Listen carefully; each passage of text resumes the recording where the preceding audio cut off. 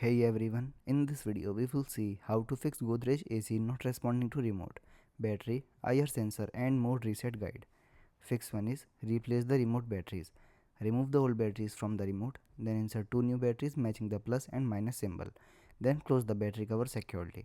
Point the remote at the AC and test it. Second one is check the remote button. Press different button to see if any there are stuck. Clean around the button with a soft dry cloth. Try using the remote again. Third one is clean the AC IR sensor.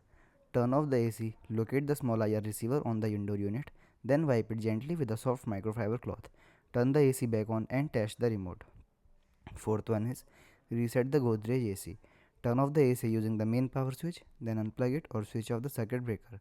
Then wait for 5 minutes. Restore power and turn the AC back on. Fifth one is reduce signal interference.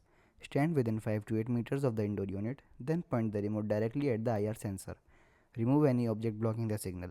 Avoid direct sunlight on the sensor. Thanks for watching.